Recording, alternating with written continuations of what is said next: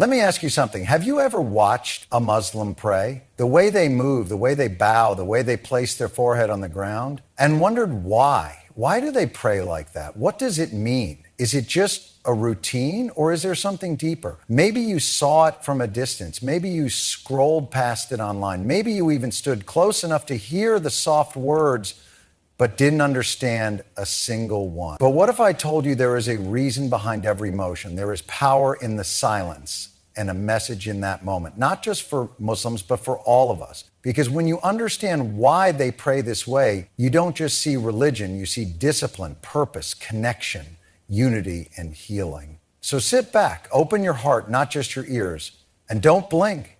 By the time this message ends, you might see prayer in a way you never have before. Let's begin.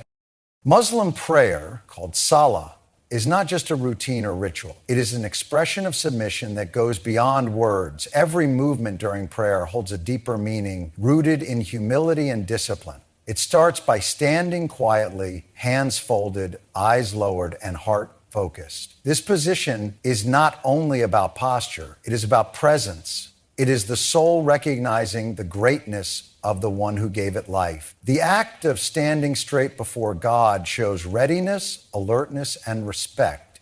It says, I am here, I am aware, I belong to something greater than myself. Next comes bowing. The believer bends at the waist, placing hands on knees, back straight, eyes lowered even more. This movement begins surrender. It is a recognition of how small we are before the Creator. It is no longer just standing in front of God. It is leaning into submission. It shows that we are not the center of everything. The ego must bend. The body follows the spirit. It says with every breath, you are greater than me. Then comes the most powerful moment, the prostration. The forehead touches the ground, the heart lifted above the head, the place of pride, the face lowered to the lowest position possible. In this act, the human being no longer stands tall or halfway bent. They are fully surrendered, face in the dust, vulnerable, open, yet at peace. It is a posture that removes pride, position, and power. It is not weakness, it is strength. The kind of strength that comes from knowing exactly who you are and who you belong to. In that moment, nothing else matters. Not status, not wealth, not reputation, just a soul and its creator. Rising back up from that prostration is symbolic too. It is like being reborn from the ground up. You went down in humility and you rise with clarity. As the cycle of movements continues, each gesture and every whispered word matches that purpose, to submit, not just with the body, but with the spirit. It is not random steps. It is discipline in motion. It is worship in its purest, most physical form. When you look closely, you realize Muslim prayer is not just seen, it is felt. In the prayer lines of Muslims, something deep happens that goes beyond words. People from every background, every race, every walk of life come together and stand side by side. There is no VIP section, no front seats for the rich, no titles above heads. The CEO might stand next to the janitor, the doctor beside the taxi driver, and no one would know or care. They are all equal before God. That is the power of this prayer.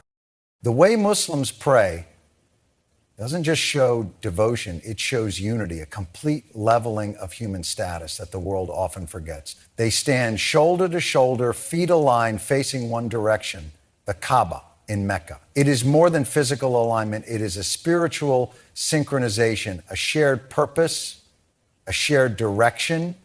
It declares that no matter where they come from, what language they speak, or the color of their skin, they are united under one truth.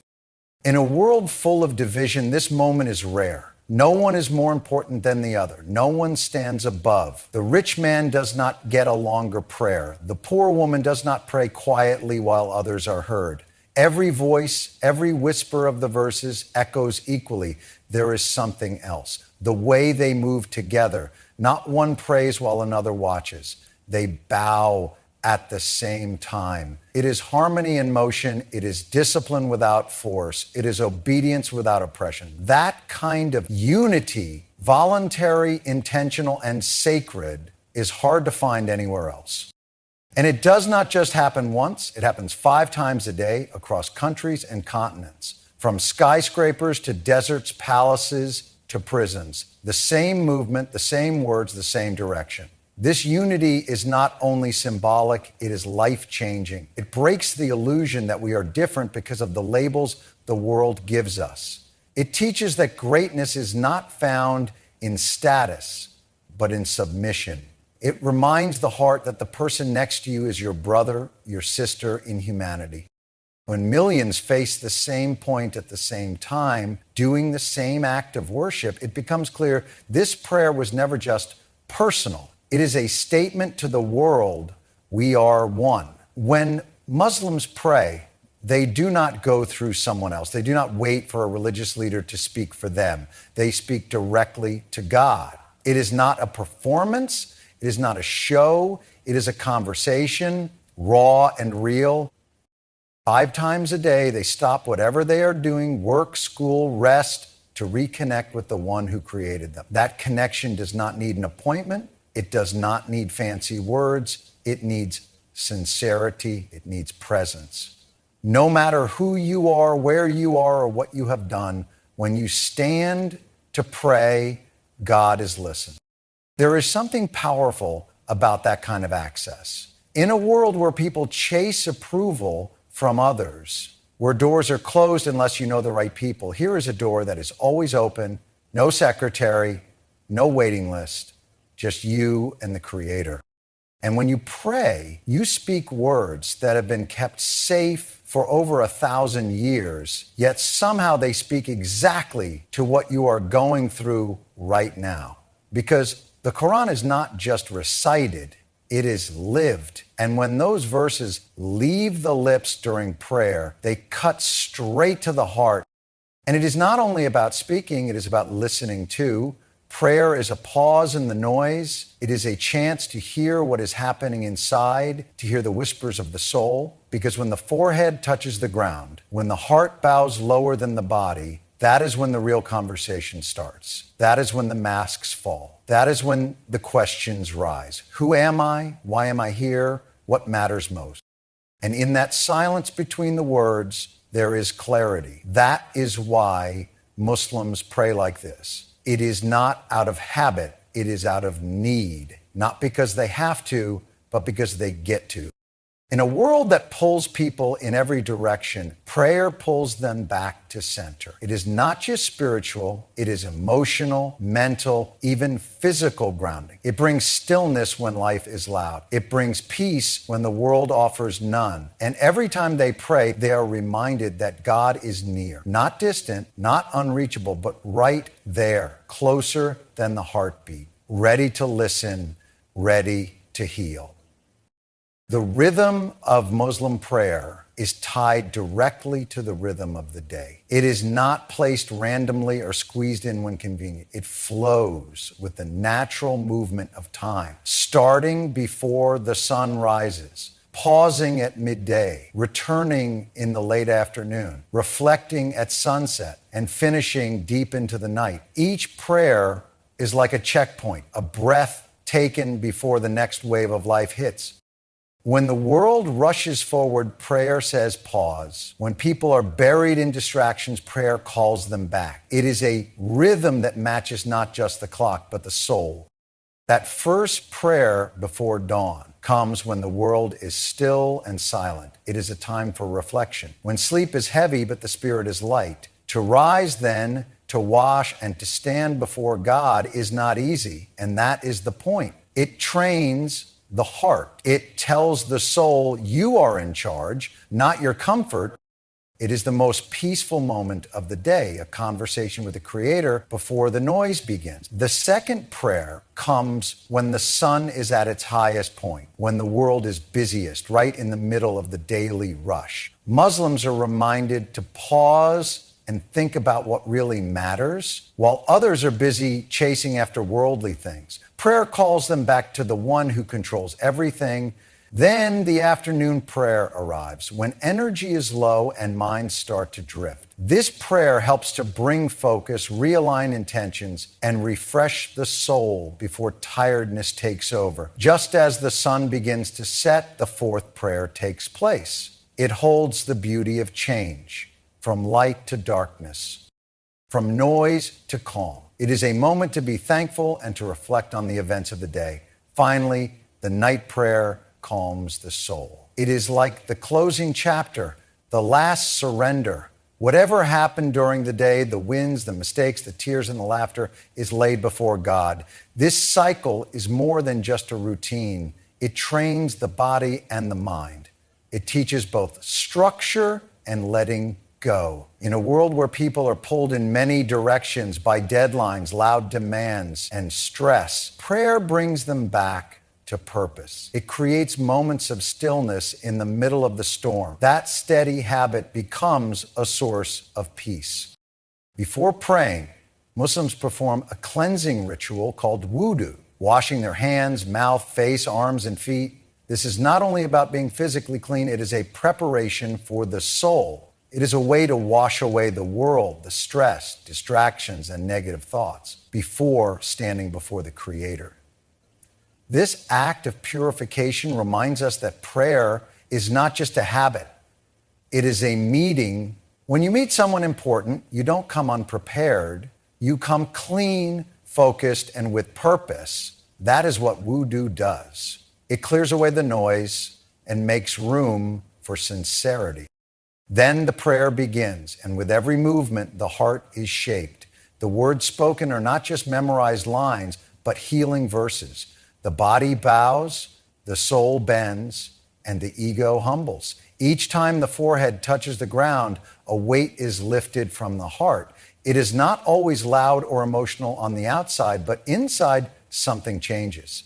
Burdens are laid down, fears are expressed silently, regrets are surrendered. Slowly, prayer becomes less about the physical action and more about the inner transformation. Because the more a person prays, the more they start to see the difference between who they were and who they are becoming. The sharp edges soften, anger quiets down, and impatience turns into peace. This is no accident. It is the effect of standing 5 times a day before the one who knows you better than you know yourself. In those moments of surrender, the heart softens. Mistakes don't define you, they teach you. Guilt doesn't weigh you down, it guides you back. It is a spiritual cleansing over and over again. Prayer is a reset button. No matter what the day brings, no matter how far you've drifted, it pulls you back. It is God saying, I still want to hear from you. And the more you return, the more your heart feels it. That is how change starts. Not in one big moment, but in small, steady steps. Prayer chips away at the darkness inside. It doesn't erase pain, but puts it in perspective. It doesn't promise a life without storms, but it gives you shelter. Over time, a heart that was once heavy begins to feel light again. When millions of Muslims around the world pray, they all face one direction, the Kaaba in Mecca. No matter where they are on the planet, they turn their bodies and hearts toward the same point. This simple act of facing one direction is more than just a geographical fact. It is spiritual alignment. It is unity with a purpose. It reminds us that life is not random, that worship has direction and the soul is not wandering without aim. When you stand shoulder to shoulder in prayer, facing the same point as someone far away, it becomes clear you are part of something larger than yourself.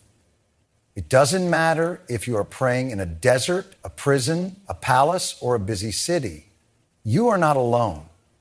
You stand alongside a brother in Indonesia, a sister in Nigeria, an elder in Turkey, a child in America. One Amah, one body, one prayer, one God.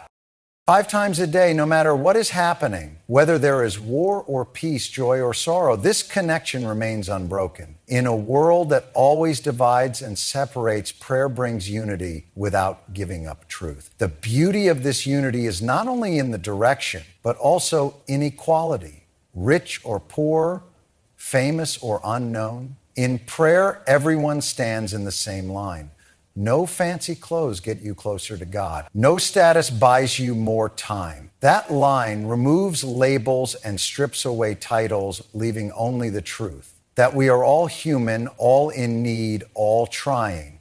It teaches humility without shame. It reminds you that the person next to you might be struggling, praying through pain, and finding peace just like you. Even the language of the prayer, Arabic, unites millions who speak different tongues. It is not a barrier, but a bridge. When a Senegalese Muslim, a Japanese Muslim, and a Brazilian Muslim all recite the same words together, something divine happens. It is not forced conformity, but chosen unity, a rhythm that connects the soul to something eternal.